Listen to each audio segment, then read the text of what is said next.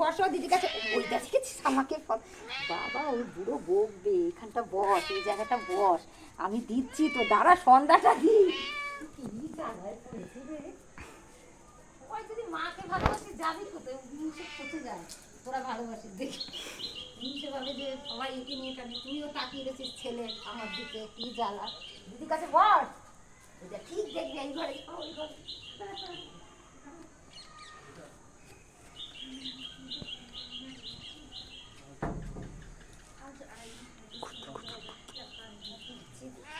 ছেলের বউটা কে বাবা,